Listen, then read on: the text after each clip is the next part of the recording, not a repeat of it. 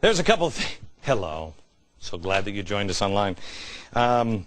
There's a couple of things that I didn't get to, and Oscar actually said, well, all I saw was a bunch of people on a cruise ship. You know, they had wheelchairs in their luggage, and then all of a sudden these guys are coming out of the sky. I mean, how did that happen? And I want to explain this, too. Here you have the 6 boats. You have the 3 cargo ships, and you have the 3 passenger ships. This is a terrorist organization, IHH. Several countries have deemed it that, including this country, said you cannot put the boats here. You cannot dock at Cyprus because this is a terrorist organization. This is Free Gaza. The American supporters include Code Pink. She was a fundraiser or a bundler for Barack Obama. William Ayers, a guy who on September 11th in the New York Times said, you know what, we didn't bomb enough. I don't regret anything we did. And the co-founder of the Weather Underground, also a unrepentant terrorist from the unrepentant terrorist organization of the Weather Underground. These people are involved with Free Gaza. Okay? She has said she wants a revolution in America. That's fantastic. So, all of a sudden, forget about the terrorist past. Forget about Code Pink. Forget about the revolution thing. Forget about his bombings. Forget about it. Think of him with wheelchairs. Think of her with candy for children. And Code Pink, of course, with anything but a gun. Free Gaza. They provide half of the ships. IHH provides the other half of the ship. Okay? 3 ships from each organization. Now they get into the water. Well, now, if you have aid, why not just bring it through Israel or through Egypt? Why do you have to bring it on the water? And why are you docking at Gaza? Why is the Gaza Strip fenced in? Because there's so many rockets being launched over into Israel that it's a haven for Hamas and terrorist organizations. So much so that the violence is spilling out of the Gaza Strip and into Egypt.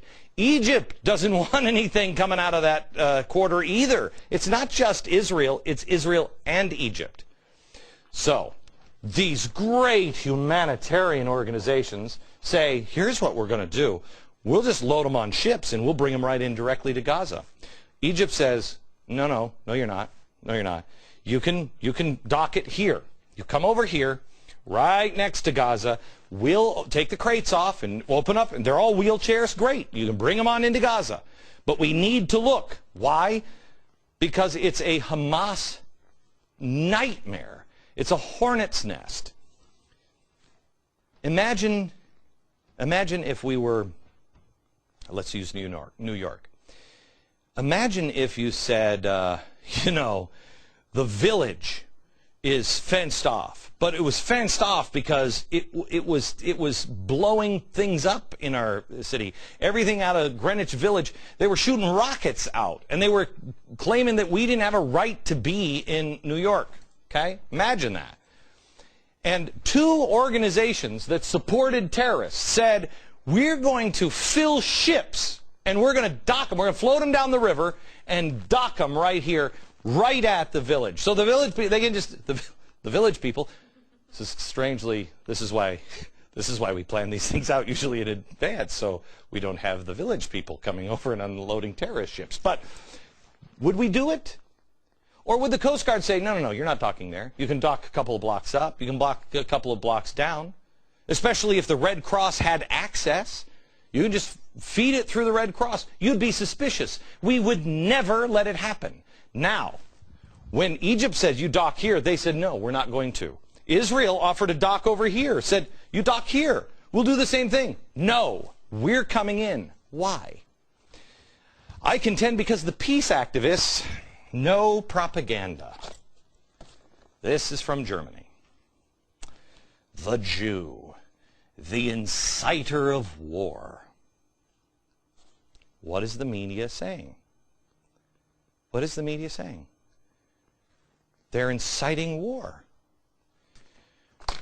You know and I know, if it was the United States, we would also board these ships You'd have a right to board the ship, especially if you were surrounded by people who wanted to destroy you. That's why they boarded the ship. But they knew what these people do. They're peace activists. That's all they are. Code Pink, they just love the troops. That's all they do. They just love the troops. They're just for peace. Sure. And he's just for social justice, and if I have to bomb to do it, I will. Is she just for revolution in America, and whatever it takes, we'll do. But they're all peace lovers. How do they always do it? What is SEIU doing?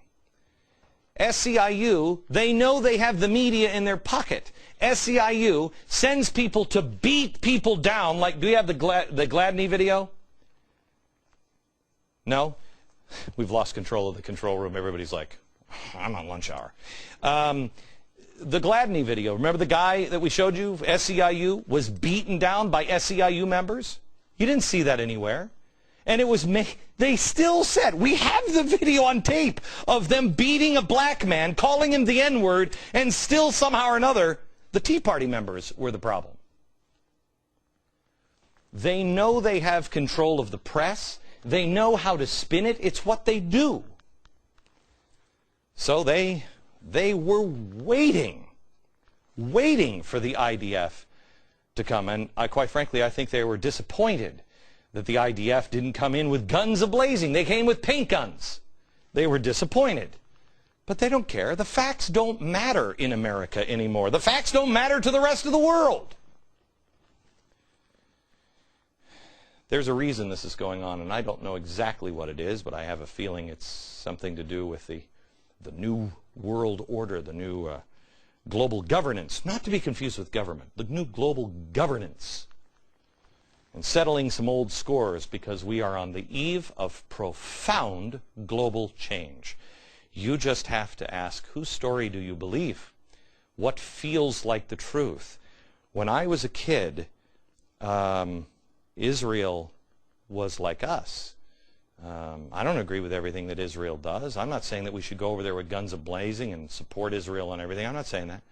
I'm just saying let's stand up for the truth. Let's stand up for the truth. And how did we go from Israel being one of our staunchest allies and one of the only allies in the Middle East, how did we go from that in 18 months to they're an enemy of ours? Did you have a discussion on that? Because I didn't have a discussion on that. I haven't heard that. I haven't seen that slow transition. All of a sudden, they're an enemy. And there is no jihadists. There are no Muslim extremists. There is no such thing as terror. This is from the DOJ. And the usual suspects are involved again. I mean, you're going to have to decide, America. You're going to have to decide. Because the story of America is being written today. We are living history. You can't be an armchair guy. You gotta decide. Because it's the future, not only of the country, it's the future of the world being decided right now. Thanks, and we'll see you tomorrow.